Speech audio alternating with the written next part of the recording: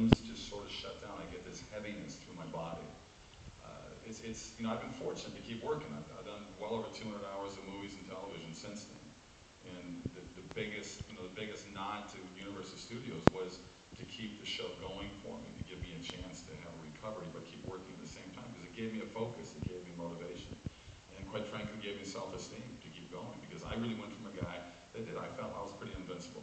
Good guy, I'm a Midwest boy, Minnesota boy, you know, and I got a strong family background. You know, my parents just celebrated 59 years together, and I'm the fourth of 5 kids. And my brothers, we get together, we still give each other a lot of crap. You know, so it's I think that I was very fortunate to have that background. So I had a good head on my shoulders, and I was always good on the set. I was always professional on the set, because Hollywood didn't come easy to me. I was an outsider in Hollywood. You know, I didn't have any parents in the business. I just moved out there, and since 11 years old, I said I'm going to be an actor.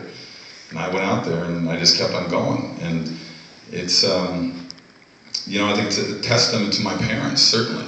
And in the book also, I'm just going to kind of segue back to the reason for the book. There's a love story in that book. I mean, my wife, she was my fiancée at the time. It was 4 months away from us getting married, 4 months out. And she got the worst part before we said for better or worse, 4 months before we even got married. So she stuck with me, and you know, God gave me a second chance. I mean, he definitely tried to warn me. I didn't listen. Then he gave me a very rude tap on my shoulder, you know. So, but it's, you know, I'm here, and I got 3 great kids, and, you know, thank you, God. Appreciate it. Raise your hand if you have a question. Front row here. Front row. Other side. I got it. Got it? Okay. Well, you look like you definitely made up for all the lost time, and we're thrilled to have you here. Thank you for coming.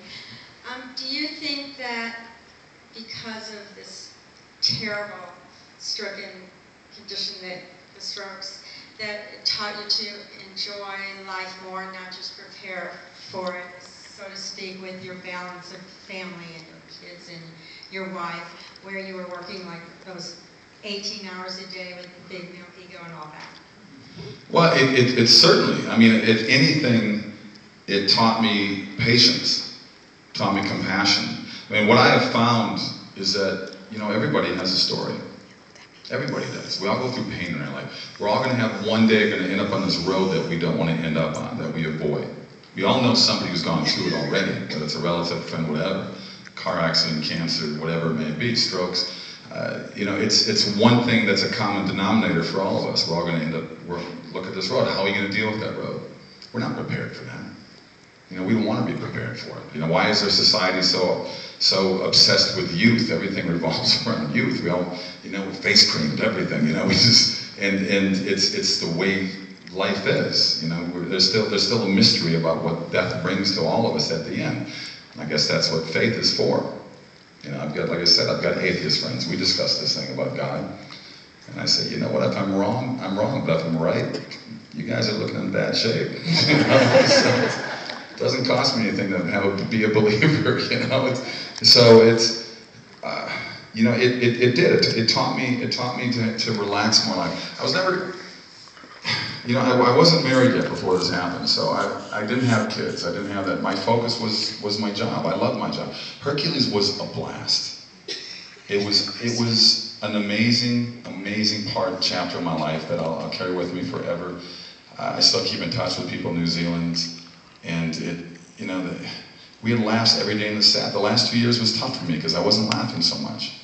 Because I was trying to, but I was always pushing myself through it and trying to get past whatever was going on that day to fight through. So that part is frustrating for me because I had such a good time. My entire crew went on to work on Lord of the Rings. They all ended up winning Academy Awards on Lord of the Rings.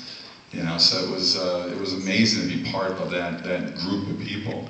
And you know, it did, but it did teach me to, you know, I already started a world trip for kids. I've been involved with that so before I got sick. So I mean, if anything, it did slow me down and not get so crazy because we spend so much time worrying, and everything, most of the stuff we worry about doesn't happen. It doesn't happen. We get ulcers for no reason. Any more? Yes. I got a question. Are you wearing any kind of medication on a permanent basis, like blood pressure medicine or something like that? You know, the only thing I've been taking, I mean, after the first 3-4 months, the only thing I take is a baby aspirin every day. You know, and all the doctors, you know, I've done so many tests in the first couple of years. In the studios, of course, because of insurance reasons, they did all these tests on me and everything, and they can't figure out why. I'm not a clotter. I'm not. I mean, all this could have been something from birth that just took its time. Could have been all the years of lifting weights. We were talking earlier backstage about you know, a couple of pitchers, major league pitchers, because of the repetition was on the ball that formed aneurysms. And yeah, we can turn the lights up, can't we? I like that lights up a little bit. You want us lights up? Yeah, let's do that. And so, you know, I take the baby aspirin. I don't know, it's just out of habit now with the rest of my vitamins, basically. But you know, they wanted to put me on antidepressants. They wanted to put me on all these different things. And I'm the type of guy that if I take any medication, I get the 47 side effects that they list on the commercials. So I don't want to take them.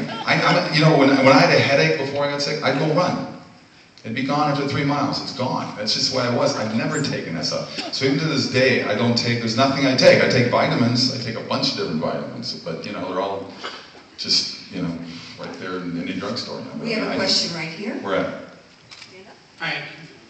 I just was curious, you said you, after you got better, you flew to New Zealand, and I just wondered, even today, is flying a problem at all with everything that you have happened to you? For the first 2 years, flying was tough. The pressure in the cabin, all that. It was the flight back to New Zealand. Oh my God! I mean, I could barely get off the airplane when I got there.